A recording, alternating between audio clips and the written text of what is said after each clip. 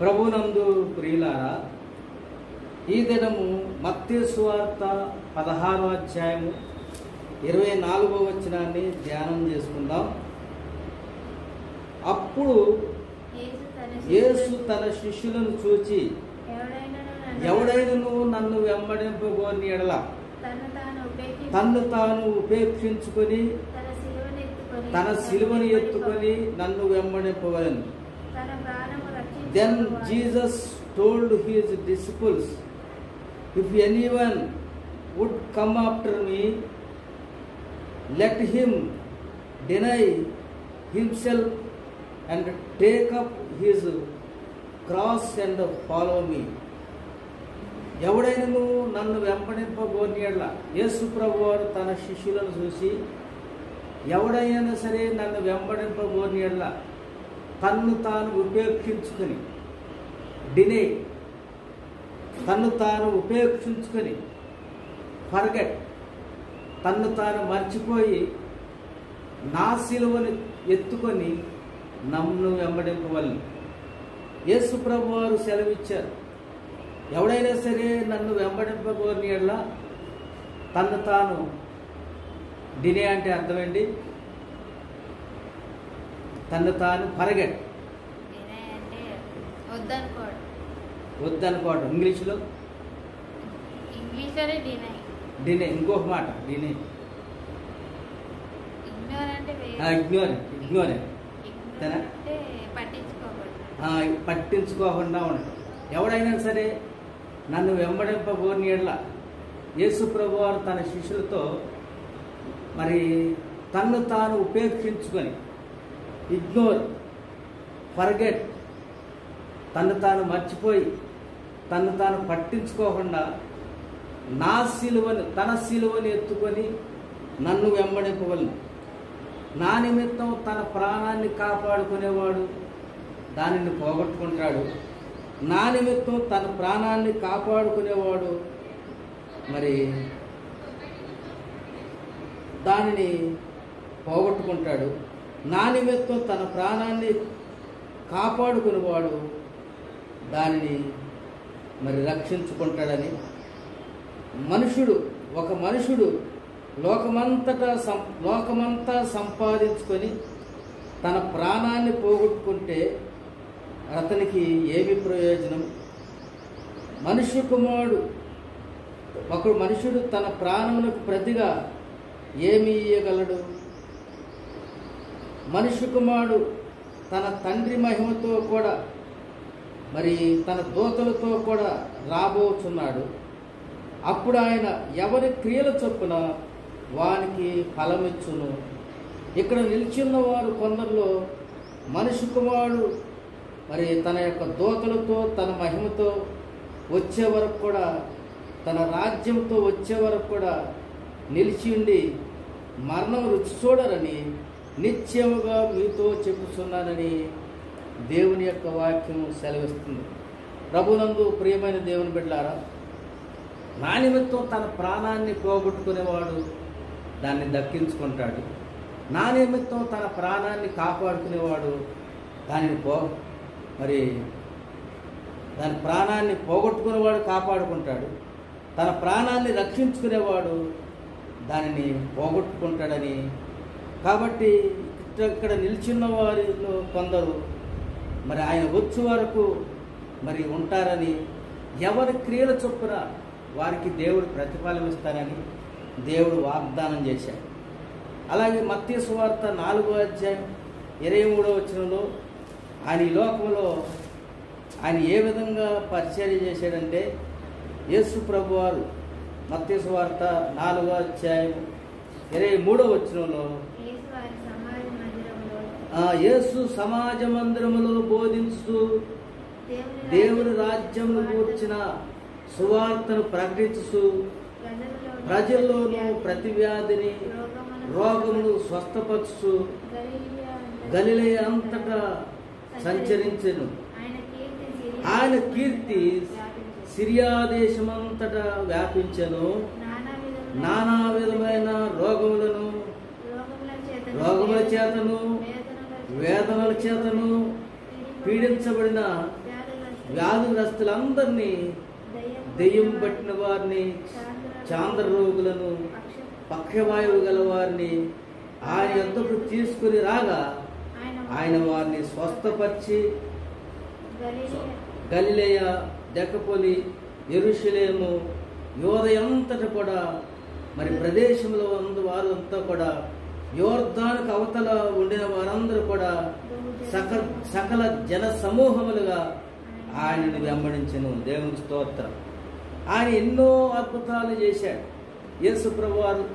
అందుకే ఆయన ఒక్కొక్క సమయంలో మరి 5,000 మంది ఇలాంటి అద్భుతాలు చేయబట్టి 5,000 మంది ఆయన ఎక్కడుంటే అక్కడ గలిలయ, దెకపొలి, యెరూషలేము, యోదయ మరి యొక్క ప్రాంతమంతటి నుంచి కూడా, సిరియా దేశమంతటి నుంచి కూడా మరి ఆయనను యోర్దాను అవతల నుండి వచ్చే జనమంతటి కూడా ఆయనను వెంబడిస్తున్నట్లుగా చూస్తున్నాం.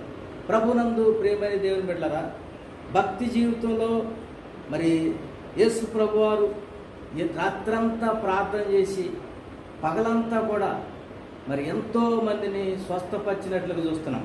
అందుకు గాను అనేక ప్రదేశాల నుంచి, సిరియా దేశం అంతటా కూడా, దెకపొలి, యెరూషలేము, యోదయ మరి ఆ యొక్క యోర్దాను అవతల నుండి కూడా యేసు ప్రభువారిని వెంబడిస్తూ మరి ఆయన చెప్పే మాటలకు వారందరూ మరి ఆలకిస్తున్నట్లుగా, వినటం వలన విశ్వాసం కలిగి ఆయన్ని వెంబడిస్తున్నట్లుగా 3 దినాలైనా సరే, ఒక సమయంలో 3 దినాలు వారికి బోధ చేసి శిష్యులతో చెప్పాడు, మీ దగ్గర ఏమైనా ఉన్నవంటే 5 రొట్టెలు 2 చేపలు ఉన్నాయి అన్నారు.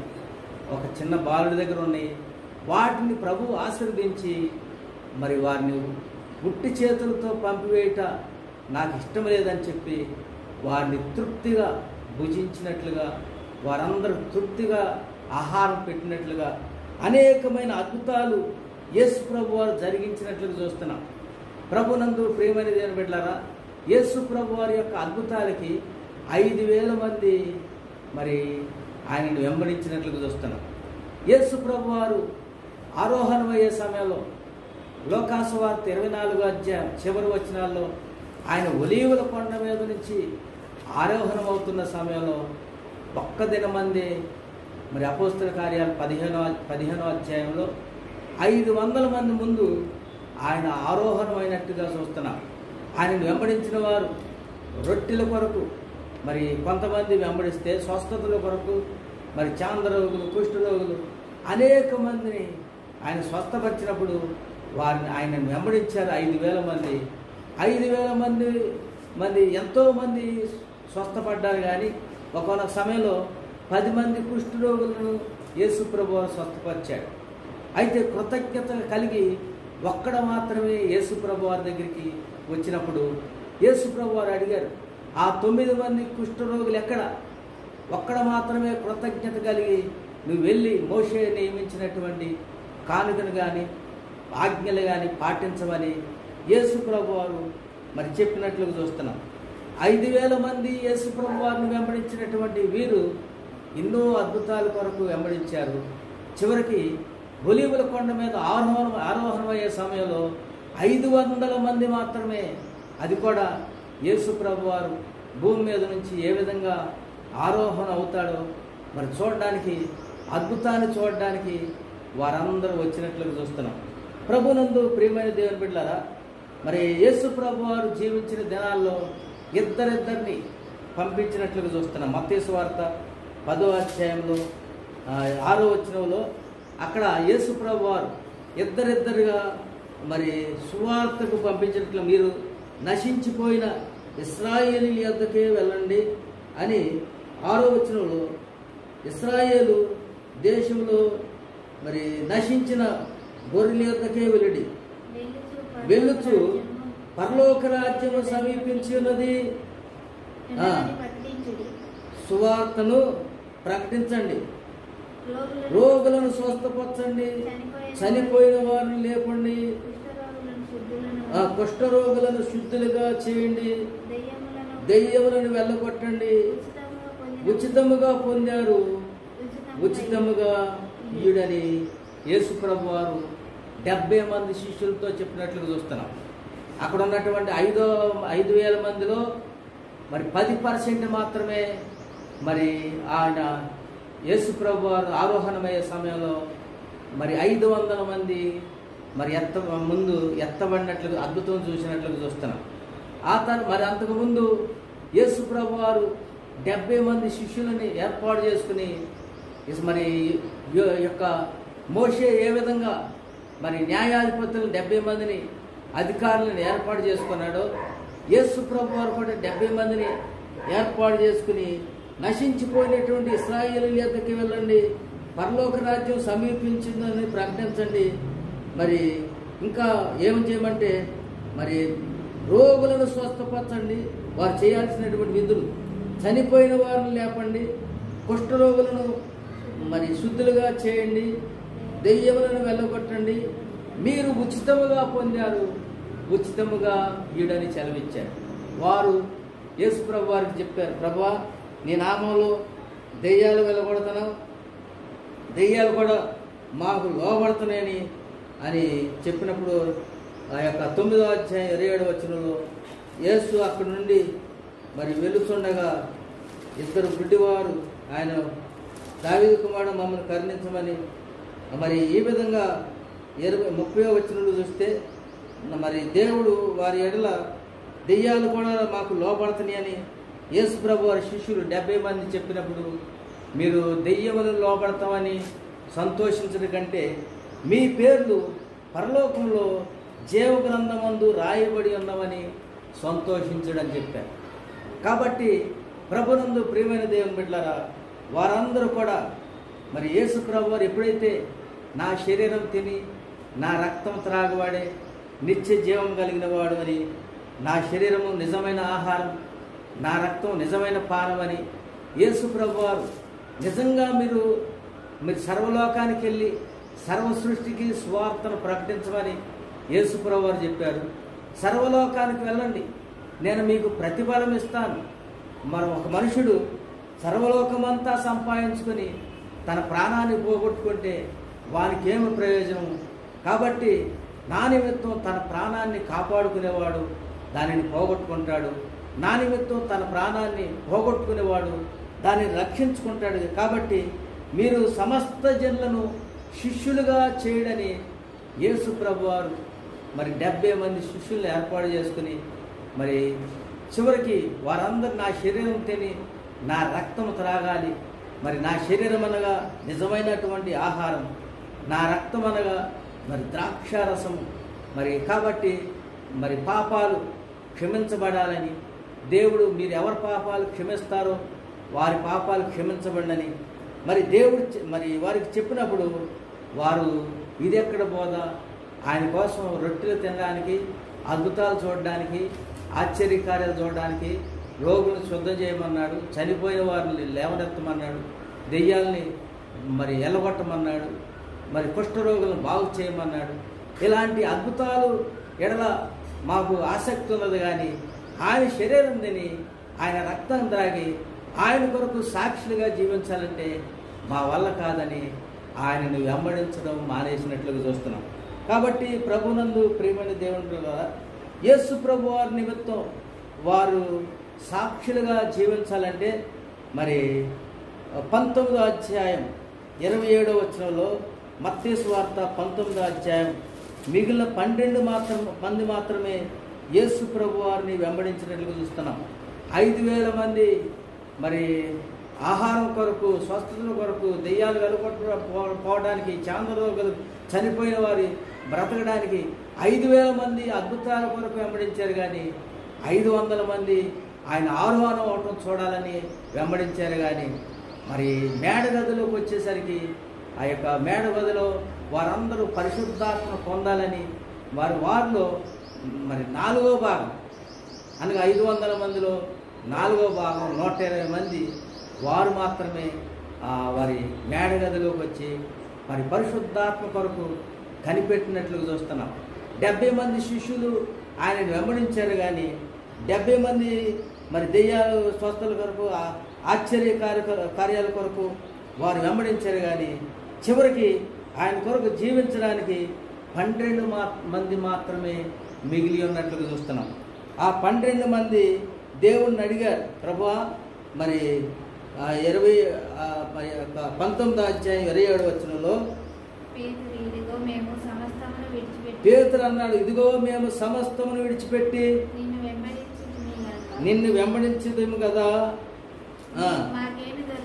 మాకేమి దొరుకునని ఆయనను అడగగా యేసు వారితో ఇట్లనెను.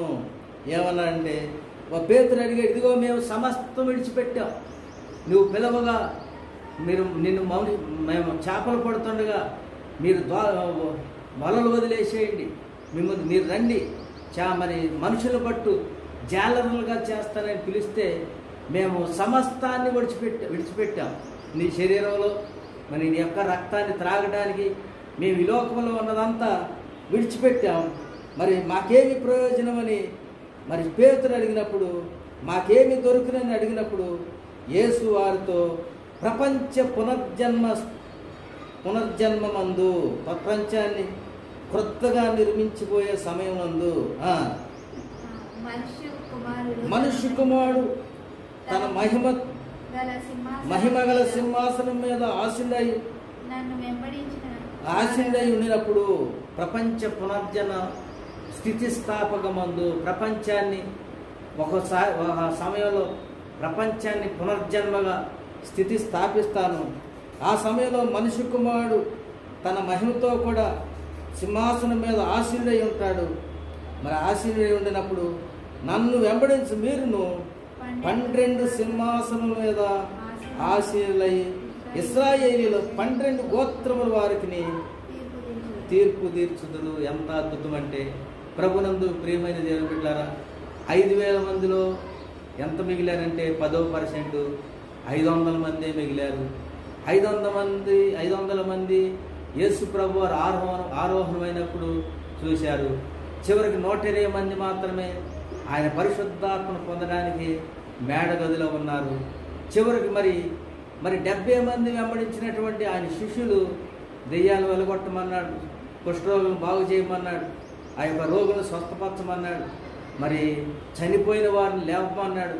మరి వారందరూ, ప్రభువా దెయ్యాలు మాకు లోబడతని, రోగులు స్వస్థపరచబడుతున్నారు, మరి ఇలా అద్భుతాలు మా ఎడలో జరిగిస్తున్నాయి అంటే యేసు ప్రభు వారు ఏమన్నారంటే, మీరు దెయ్యాలు లోబడతాయని మరి సంతోషించే కంటే ఆకాశం నుంచి మెరుపులాగా సాతానుడు దిగొచ్చాడు.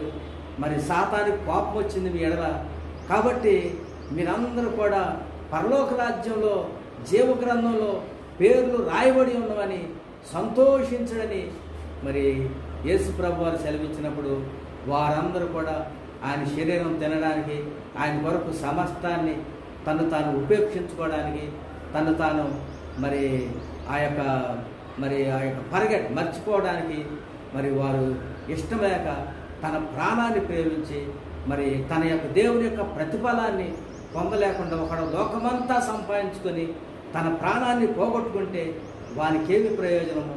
ఇక్కడ నిల్చున్న వారు కొందరిలో మరి మరణము, నేను మనిషి కుమారుడు మహిమతో కూడా దేవుని దూతలతో కూడా దిగి వచ్చే వరకు వారు కొందరు మరణం రుచి చూడరని యేసు ప్రభు వారు మరి ఆ యొక్క 16వ అధ్యాయంలో వాగ్దానం చేశాడు.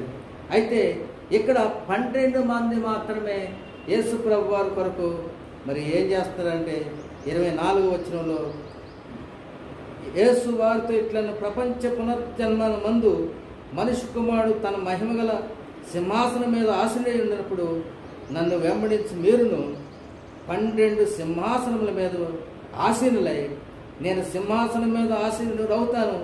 మరి ఎప్పుడంటే ప్రపంచ పునర్జన్మ మందు తన మహిమను దేవుని దూతలు కూడా మరి మహిమగల సింహాసనం మీద ఆసీనుడైనప్పుడు మీరు కూడా ఇశ్రాయేలీయుల 12 గోత్రముల వారికి ఏం చేస్తారంట?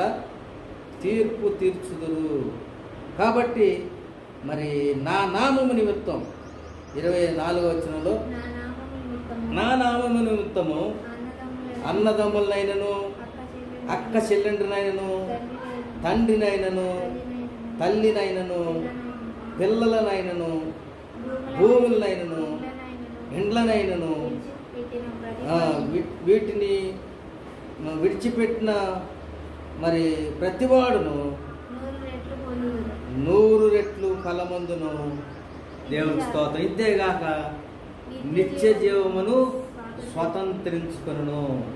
వారి యొక్క క్రియలను బట్టి, మరి నీవు చేసినటువంటి క్రియలను బట్టి 5,000 మందిలో ఉన్నావా, 500 మందిలో ఉన్నావా, 120 మందిలో ఉన్నావా, 70 మందిలో ఉన్నావా, 12 మందిలో ఉన్నావా, ప్రభునందు ప్రియమైన దేవుని బిడ్డలారా, నువ్వు చేసినటువంటి క్రియలను బట్టి చాలామంది మరి మరి ప్రైమరీ స్కూల్ వరకు చదివి ఆపేస్తారు. వారు చదివిన దాన్ని బట్టి వారు ప్రతిఫలం పొందుతారు. కొంతమంది సెకండరీ స్కూల్ వరకు చదువుతారు, సెకండరీ ఎడ్యుకేషన్ వరకు చదువుతారు. వారు చేసినటువంటి సెకండరీ ఎడ్యుకేషన్ బట్టి ఈ లోకంలో ప్రతిఫలం పొందుతారు. కొంతమంది ఇంటర్మీడియట్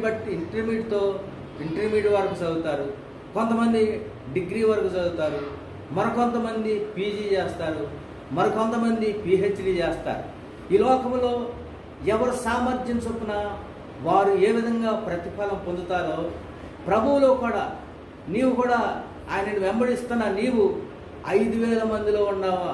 5,000 మంది దేని కొరకు వెంబడించారంటే రోగాలు పోగొట్టుకోవడానికి, అప్పుల సమస్య పోవడానికి, మరి సమస్యల నుంచి విడిపించడానికి దేవుని యొద్దకు ఎంతోమంది ఆ యొక్క యోదయ, సమరయ, యెరూషలేము, దెకపోలి, సిరియా దేశం అంతటా కూడా యేసు ప్రభు వారు మరి కుష్ఠరోగులను బాగు చేస్తుంటే, దెయ్యాలను వెలబడుతుంటే, మరి చాంద్రరోగులను బాగు చేస్తుంటే, చనిపోయిన వారు లేపబడుతుంటే వారందరూ అద్భుతాల కొరకు వెంబడించారు.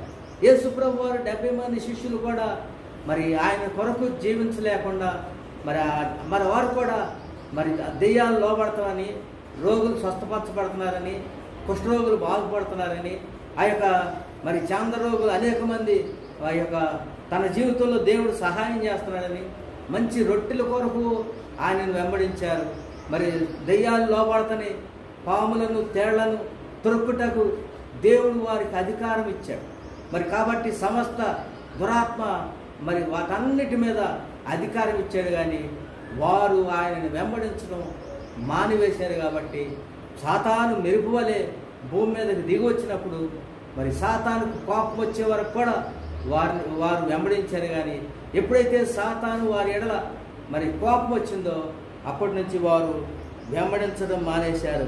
ప్రభునందు ప్రియమైన దేవుని బిడ్డలారా, నీ జీవితంలో మరి యేసు ప్రభు వారి శిష్యులు అడిగారు, సమస్తాన్ని విడిచిపెట్టాం, మేము నిన్ను వెంబడిస్తున్నాం, మాకేమి ప్రయోజనం అంటే మనుష్య కుమారుడు తన మహిమ గల సింహాసనం మీద ఆసీనుడై ఉన్నప్పుడు, ఆయన దూతలతో కూడా దిగి వచ్చినప్పుడు మీరందరూ కూడా ఇశ్రాయేలీల 12 గోత్రాల వారికి 12 సింహాసనాల మీద మీరు ఆసీనులై 12 గోత్రాల వారికి మరి తీర్పు తీరుస్తారు. రూబేను, షిమ్యోను, ఆ యొక్క లేవి, మరి యోధ, అలాగే ఇస్సాకారు, జెబూలేను, మరి ఎఫ్రాయిము, మనష్షే, మరి బెన్యామీను, వీరందరి గోత్రాలకి ఆ యొక్క 12 గోత్రాల వారికి తీర్పు తీరుస్తారని యేసు ప్రభు వారు నా నామము నిమిత్తం అన్నదమ్ములైనా, అక్కచెల్లెలైనా, మరి బంధువులైనా, మరి నా నామం నిమిత్తం భూములనైనా, ఇండ్లనైనా, పిల్లలనైనా,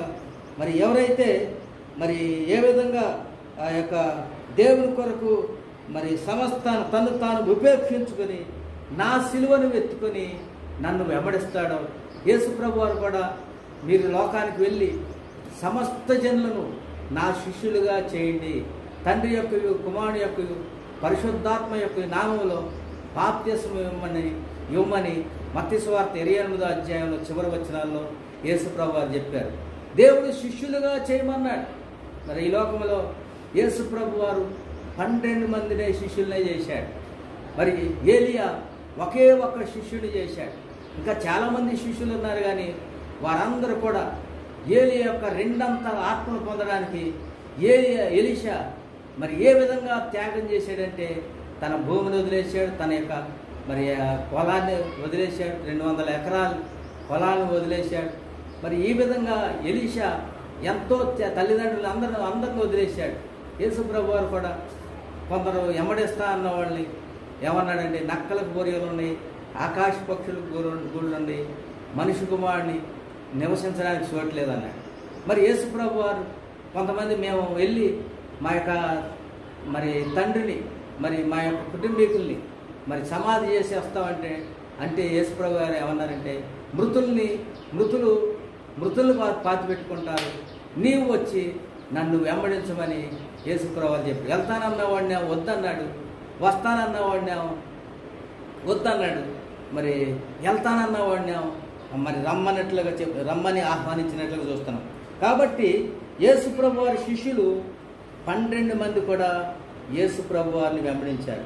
అందులో మరి యేసుప్రభు వారు 12 మంది శిష్యుల్లో మరి గెత్సెమనే తోటలోకి ఒలీవల కొండ మీద నుంచి యేసుప్రభు వారి చివరి దినాల్లో మరి ఆ యొక్క పస్కా పండుగ సమీపించిన దినంలో పులియని రొట్టెల పండుగ వస్తున్నప్పుడు ఆయన పర్వతం మీద ఒలీవల కొండ మీద నుంచి ఆ యొక్క గెత్సెమనే తోటలోకి వచ్చినప్పుడు మరి 3 శిష్యుల్ని వెంట పెట్టుకున్నాడు. వారు ఎవరంటే యాకోబు, యోహాను, పేతురు. మిగిలిన వారు మరి మేడగదిలో నుంచి యేసుప్రభు వారు మరి పాటలు పాడుతూ ఒలీవల కొరకుతూ ఎక్కారు. మేడగదిలో విందు జరిగింది. మరి ప్రభు యొక్క శరీరం మరి యొక్క పస్కా పశువు వధించబడిన తర్వాత ఆయన వారందరూ కూడా పస్కా పశువు భుజించి పాటలు పాడుతూ కీర్తనలు పాడుతూ ఒలీవల కొండ ఎక్కి ఒలీవల కొండ మీద ప్రతి ఒక్కరితో చెప్పాడు, ఇదిగో నేను మనిషి కుమారుడు పాపుల చేతి అప్పగించబడబోతున్నాడు, ఆయన మళ్ళా 3వ దినాన్ని లేస్తాడని చెప్పినప్పుడు వారందరూ ప్రమాణాలు చేశారు. ఏమని ప్రమాణాలు చేశారంటే పేతురు లేచి, నీతో కూడా చావవలసిన వచ్చినను నేను నిన్ను విడవనని ప్రమాణం చేశాడు. అట్లాగా 11 మంది శిష్యులు కూడా మరి నీతో కూడా చావవలసి వచ్చినను నేను నిన్ను విడవనని ఒక్కొక్కరు ప్రభువు దగ్గర ప్రమాణాలు చేశారు. ఆ యొక్క ఒలీవల పర్వతం మీద ఒలీవల కొండ మీద నుంచి క్రిందకు దిగి వచ్చి ఆ సమయంలో యేసు ప్రభు వారు చింతాక్రాంతులై తనకు ఉన్నటువంటి ప్రియమైన శిష్యులు 3 స్తంభాలుగా ఎంచబడినటువంటి పేతురు, యాకోబు, యోహానును వెంటబెట్టుకుని మరి ఆయన చింతాక్రాంతుడై నా ప్రాణము మరణమగునంతగా దుఃఖములో ఉన్నది అని ఎంతో ప్రార్థన చేసి ఆయనతో మీరు శోధనలో ప్రవేశించుకున్నట్లు మెలుగుగలిగి ప్రార్థన చేయండి అని వారిని తన యొక్క మరణంలో సమానభావం కలిగిన 3 వ్యక్తుల్ని ఏర్పాటు చేసుకుని వారు మరి ప్రత్యేకంగా వారిని తన వెంట తీసుకెళ్ళినప్పటికీ వారు మరి నిద్రాసక్తులై ఉన్నారు. అప్పటికి కూడా యేసుప్రభు వారు చెప్పారు, ఆత్మసిద్ధమే కానీ శరీరం బలహీనమని యేసుప్రభు వారు చెప్పినప్పటికీ వారు నిద్రావస్థలో ఉన్నట్లుగా చూస్తున్నాం. కాబట్టి ప్రభునందు ప్రియమైన దేవుని బిడ్డలారా, ఆ యొక్క 12 మందిలో యేసుప్రభు వారిని మరి 3 ఏర్పాటు చేసుకున్నాడు. తన యొక్క మరణంలో సమానభావం కలిగిన వాడై మరి ఉండడానికి 3 ఏర్పాటు చేసుకున్నాడు. అంతకంటే యేసుప్రభు వారు మరి ఎక్కువగా ప్రేమించినటువంటి శిష్యుడు ఒక ఆయన ఉన్నాడు. యేసుప్రభు వారిని ఆయన రొమ్మును ఆనుకుని ఉన్నటువంటి శిష్యుడు ఒక్కడే. ఆయన నాతో కూడా నేను వచ్చే వరకు మరి ఆయన ఉంటే నీకేమిటని పేతురుతో అన్నాడు. 21వ అధ్యాయం యోహాను సువార్తలు. ఆయన మరి అప్పటి నుంచి ఆ యొక్క యోహానుకి మరణం లేదు, మరణం త్వరగా రాదని వారందరికీ అర్థమైనట్లుగా చూస్తున్నారు. ఎక్కువ కాలం జీవిస్తాడని వారందరికీ అర్థమైంది. కాబట్టి 5,000 మందిలో 500 మంది అయ్యారు. 500 మందిలో మరి 120 మంది ఆ యొక్క మేడగదిలో ఉన్నారు. మరి 120 మంది తర్వాత 70 మంది శిష్యులు నశించిపోయిన ఇశ్రాయేలీయుల యొద్దకే మీరు వెళ్ళండి అని, ఇన్ని కార్యాలు జరిగించండి అని పంపించాడు. పరలోక రాజ్యం సమీపించింది అన్నాడు. మరి 120 మందిలో మరి యేసుప్రభు వారు చెప్పాడు, మరి 9 మంది రాలేదు, ఒక్కడే వచ్చి కృతజ్ఞతగా కుష్ఠరోగుల నుంచి బాగుపడినటువంటి మరి 10 మందిలో 9 మంది రాలేదు, కృతజ్ఞత లేదు, ఒక్కడే వచ్చాడు. అంటే 10%. మరి 120 మందిలో 10% అంటే 12 మందే యేసుప్రభు తన శిష్యులు. వారు యేసుప్రభు వారితో కూడా నిబంధన చేసుకున్నారు. యేసుప్రభు కొరకు తను తాను ఉపేక్షించుకుని నా సిలువను ఎత్తుకొని వారు తను తాను ఇగ్నోర్ చేసుకుని తను తాను ఫర్గెట్, ఈ ప్రపంచంలో మరి దేవుని కొరకు తన ప్రాణాన్ని పోగొట్టుకోవడానికి, తన ప్రాణాన్ని మరి దేవుని కొరకు రక్షించుకోవడానికి, మరి దేవుని కొరకు నా సిలువను ఎత్తుకొని నన్ను వెంబడించమని చెప్పిన యేసయ్యతో వారు ఈ లోకంలో భూముల్ని యొక్క వారందరిని, తనకు కలిగిన వారందరినీ విడిచిపెట్టిన వాడు నా శిష్యుడు కానేడు. తనకు కలిగినదంతయు విడిచిపెట్టిన వాడు నాకు శిష్యుడు కానేడు. ఈ లోకంలో మరి యేసు ప్రభు వారు చెప్పింది ఏంటంటే, మరి గుంపు తయారు చేయమని చెప్పలేదు. మరి ఏ విధంగా చెప్పాడంటే, ఆయన చెప్పింది ఏంటంటే, మీరు సర్వలోకానికి వెళ్ళండి, సర్వ సృష్టికి సువార్తను ప్రకటించండి, మరి సమస్త జనులను నా శిష్యులుగా చేయండి. యేసు ప్రభు చెప్పిన మెయిన్ ఉద్దేశం అంటే, ఆయన 12 మందినే శిష్యులు చేశాడు. ఈ లోకంలో 12 మంది శిష్యులు చేశాడు. 12 మంది కూడా ఎలాంటి వారంటే, మరి తన దేవుని నిమిత్తం తన ప్రాణాన్ని కూడా పోగొట్టుకోవడానికి వారు ఇష్టపడ్డారు. కాబట్టి మీరు ఎలాంటి బాల్ కనుక మరి గోడకేసి కొడితే నువ్వు ఎంత శక్తితో కొడతావో అంతే శక్తితో ఏ విధంగా రిప్లై వస్తుందో, అలాగే నీ జీవితంలో కూడా దేవుని కొరకు 5,000 మందిలో ఉన్నావా, 500 మందిలో ఉన్నావా, 120 మందిలో ఉన్నావా, 70 మందిలో ఉన్నావా, మరి 12 మందిలో ఉన్నావా, మరి 12 మందిలో ఇంకా మరి దేవుని కొరకు స్తంభాలుగా ఉన్నటువంటి యాకోబు, యోహాను, పేతురు, వీరు ముగ్గురు కూడా దేవుని కొరకు చక్కగా బలముగా నిలబడినట్లు చూస్తున్నాం. అంతకంటే మరి అతి శ్రేష్టముగా దేవుని యొక్క రొమ్మున అనుకున్నటువంటి యోహాను సువార్త 1వ అధ్యాయం 18వ వచనంలో యేసు ప్రభు వారు తన తండ్రి రొమ్మున ఏ విధంగా ఆనుకున్నాడో, మరి యోహాను కూడా మరి యేసు ప్రభు వారు రొమ్మున అనుకున్నటువంటి యోహానుకు మరి యేసు ప్రభు వారు చెప్పారు, తను చనిపోతున్న సమయంలో సిలువలో ఉండి కూడా, ఇదిగో నీ తల్లి, తన తల్లితో చెప్పాడు, ఇదిగో నీ కుమారుడు. మరి యేసు ప్రభు వారి యొక్క బాధ్యతలు తన ప్రియమైన శిష్యుడైనటువంటి ఆ యోహానికి అప్పచెప్పినట్లు చూస్తున్నాను.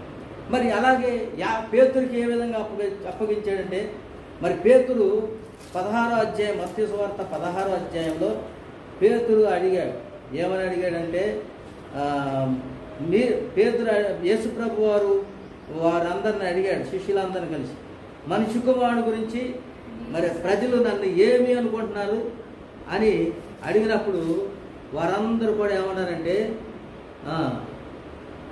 16వ అధ్యాయము 13వ వచనం, యేసు కైసరేను ప్రాంతంలోకి వచ్చి మనిషి కుమారుడు గురించి జనులు ఏ విధంగా చెప్పుకుంటున్నారని తన శిష్యులను అడగగా వారు అన్నారు కదా, 12 మంది శిష్యులు, కొందరు బాప్తిస్మమిచ్చు యోహాను అనుకుంటున్నారు, కొందరు ఏలియా అనుకుంటున్నారు, మరికొందరు ఇర్మియా అనుకుంటున్నారు, మరికొందరు ప్రవక్తలలో ఒకడని అనుకుంటున్నారని చెప్పారు. కొంతమంది ఏలియా అనుకుంటున్నారు, కొంతమంది యోహాను అనుకుంటున్నారు, కొంతమంది ఇర్మియా అనుకుంటున్నారు, కొంతమంది ప్రవక్తల్లో ఒకడు అనుకుంటున్నారంటే, అయితే యేసు ప్రభు వారు అడిగారు, మరి అందరిలో వాళ్ళు ప్రజలు ఆ విధంగా అనుకుంటున్నారు, మరి మీరేమనుకుంటున్నారని యేసు ప్రభు వారు వారిని అడిగినప్పుడు పేతురు లేచి ఏమన్నాడంటే,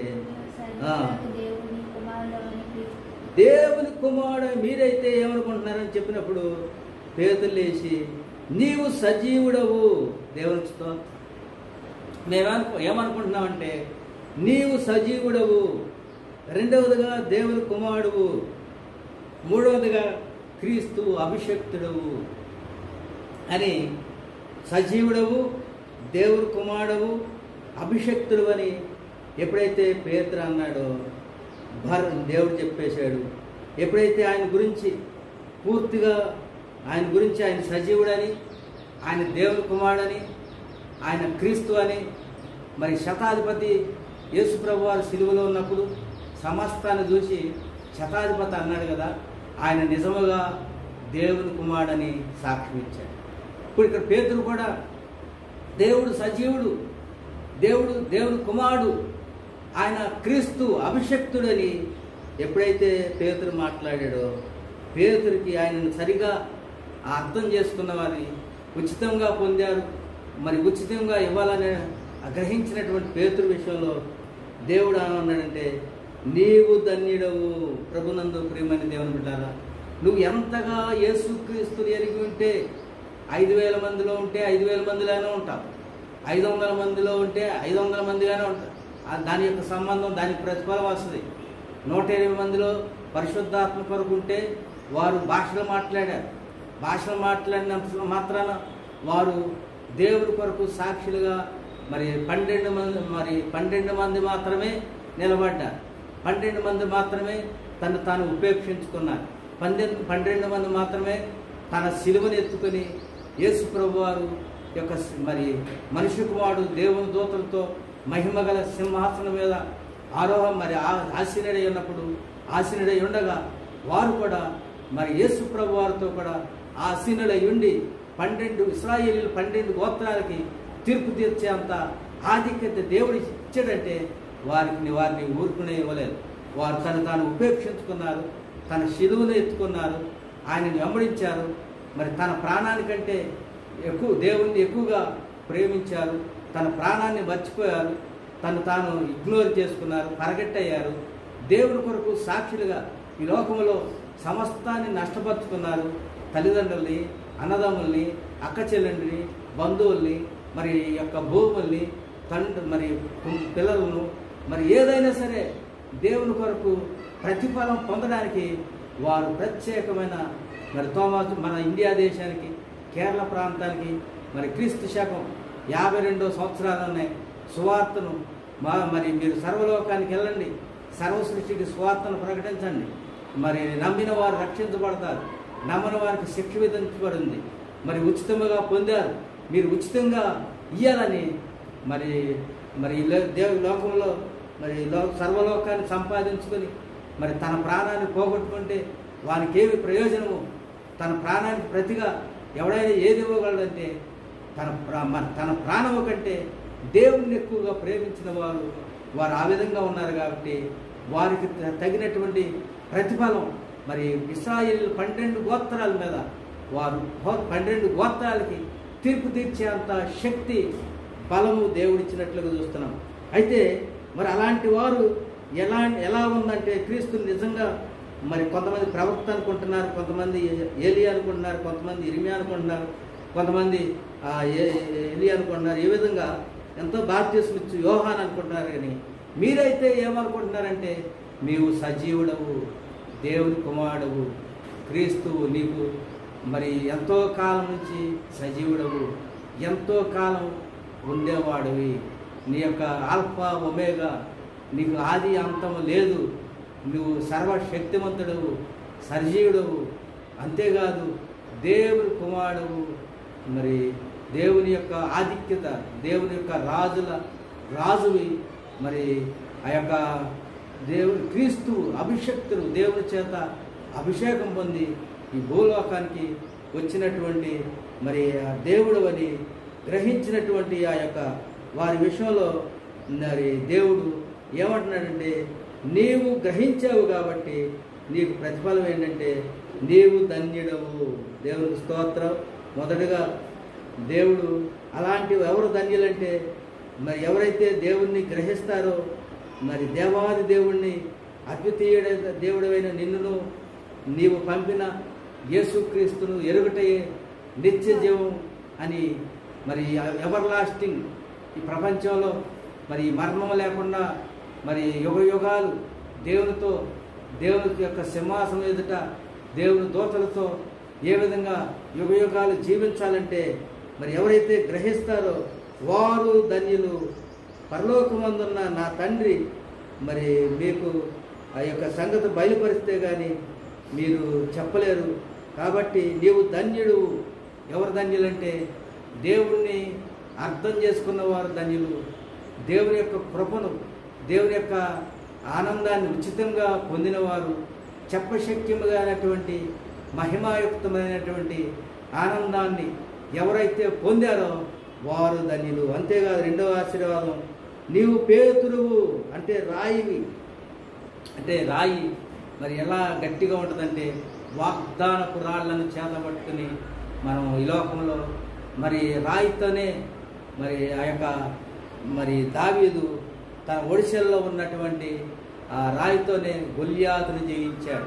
కాబట్టి మరి చెప్పశక్యముగానంటే మరి అలాంటి రాయివి, అలాంటి రాయిగా నువ్వు రాయివి, నీవు ధన్యుడవు. మరి కొన్ని రాళ్లను ఆ యొక్క తిమోతితో చెప్పాడు. ఎలాంటి రాళ్ళు అంటే తిమోతి రాసిన పత్రికలో ఆ యొక్క 6 రాళ్ళు ఉన్నాయి. ఇక్కడ దేవుని యొక్క వాక్యంలో ఉన్నటువంటి 6 రాళ్ళు ఏంటంటే, ఒకటి ప్రేమ అనే రాయి, 4వ అధ్యాయం. దేవుడు చెప్పాడు, నేను వచ్చు వరకు ఇలాంటి రాళ్లను మరి పట్టుకోమని. 3వ అధ్యాయము ఆయన దావీదు 7 రాళ్లను కొన్ని రాళ్లను మరి ఏటికి పోయి సంపాదించుకున్నట్లుగా చూస్తున్నాం. ఆ రాళ్ళు మరి ఏమి రాళ్ళు అంటే మరి ప్రేమ. చూడండి, తిమోతి రాసిన పత్రిక ఆ రాళ్లను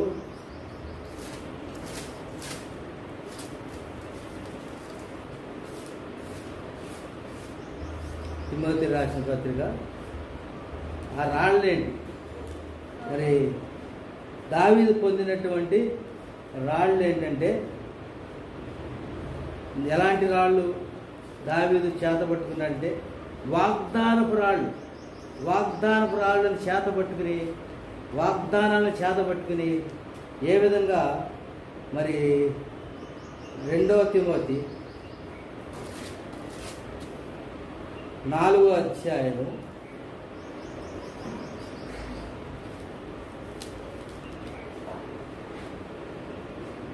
క్షమించండి 1వ తిమోతి 4వ అధ్యాయము 13వ వచనం.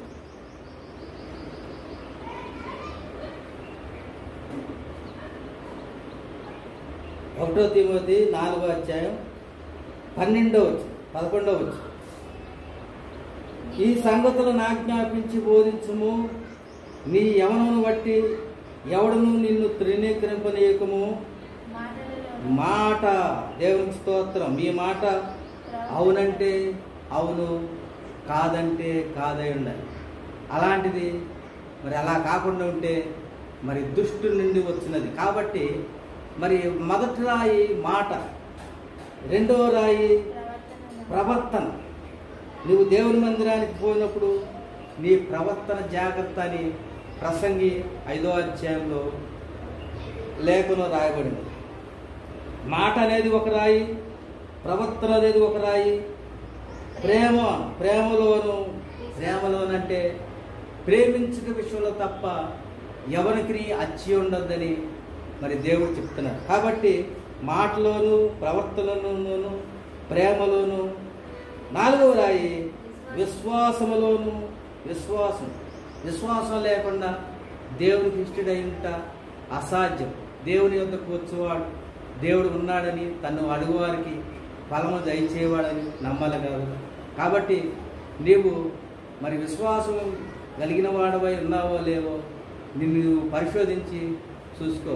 నువ్వు భ్రష్టుడు కాని ఎడల యేసు ప్రభు వారు నీలో ఉన్నారని, నీలో విశ్వాసం ఉన్నదని తెలుసుకోవాలని. కాబట్టి ఒకటి మాటలోను, 2వది ప్రవర్తనలోను, 3వది ప్రేమలోను, 4వది విశ్వాసంలోను, 5వది పవిత్రతలోను. 5 రాళ్ళు మరి పవిత్రతలోను విశ్వాసులకు మాదిరిగా ఉండను. నేను వచ్చు వరకు చదువుటి ఎందును, హెచ్చరించటి ఎందును, బోధించటి ఎందును జాగ్రత్తగా ఉండము. కాబట్టి పెద్దల అస్త్రి నిక్షేపం చేయగా ప్రవచన మూలముగా నీకు అనుగ్రహింపబడిన నీలో ఉన్న వరమును ఆలక్ష్యము చేయకము. కాబట్టి ప్రభునందు ప్రియమైన దేవుని బిడ్డలారా, మరి దావీదు నదీ తీరానికి పోయి 5 రాళ్లను సంపాదించుకున్నాడు. కాబట్టి దేవుని బిడ్డలారా, మనం దేవుడు పేతురు గురించి చెప్తున్నాడు, నీవు ధన్యుడవు, నీవు రాయివి. ఎందుకంటే దేవుడి యొక్క మరి నీవు పరలోకమందు ఉన్న నా తండ్రి ఆకర్షించాడు, పరలోకమందున్న నా తండ్రి ఆకర్షించాడు కాబట్టి మరి వచ్చేవారు ఆయన ఆకర్షించినదే ఎవరు నా యొద్దకు రాలేరు. 5,000 మందిలో ఉండాలన్నా, 500 మందిలో ఉండాలన్నా, 120 మందిలో ఉండాలన్నా, 70 మందిలో ఉండాలన్నా, 12 మందిలో ఉండాలన్నా, దేవుడు పరలోకమందు నా తండ్రి ఆకర్షించితేనే కానీ ఎవడు నా యొద్దకు రాలేరు. పరలోకపు తండ్రి నన్ను గురించి మీకు అర్థమయ్యే రీతిగా బోధిస్తేనే కానీ నా గురించి మీకు అర్థం అవ్వదు. కాబట్టి మరి నీవు రాయివి, నీవు ధన్యుడు. మరి అలాంటి ధన్యులకు దేవుడిచ్చేటటువంటి 7 ఆశీర్వాదాలు. మరి 16వ అధ్యాయము మరి 1 ధన్యుడు, 2 రాయివి, 3 ఈ బండ మీద నా సంఘమును కట్టుదును. మరి ఎవరైతే ధన్యులుగా ఉన్నారో, ఎవరైతే రాయిగా ఉన్నారో వారి మీద నా సంఘం కడతాను. మరి ఎలాంటి సంఘం అంటే మరి భోజన పదార్థాల కొరకు కాదు, మరి దేవుడి నుంచి మరి భోగేచ్ఛలు అనుభవించడానికి కాదు. ఈ లోకంలో ఆయన్ని అడ్డం పెట్టుకుని ఎన్నో మరి చాలామంది దేవుని కొరకు బ్రతుకు తెరువు కోసం సమర్పించుకుని సేవలు చేస్తున్నారు. అలా కాదు కానీ మరి ఎవరైతే ధన్యులో, ఎవరైతే రాయి నిశ్చింతగా ఉంటారో అలాంటి వారి మీద నా సంఘాన్ని కడతాను. మరి మనం కట్టుకునే సంఘం మన కడుపు కోసమే కానీ దేవుని ద్వారా రాయి లాంటి ధన్యులు లాంటి అలాంటి జీవితాలు దేవుని కొరకు సమర్పించుకున్నటువంటి వారి మధ్య దేవుడు చేసేటటువంటి కార్యాలు ఏంటంటే దేవుడు చెలవిస్తున్నాడు. అలాంటి వారికి మరి నా పరలోక రాజ్యం యొక్క తాళపు చెవులు ఇస్తానని మరి 18వ వచనం చూడండి. ఈ 16వ అధ్యాయం 18వ వచనంలో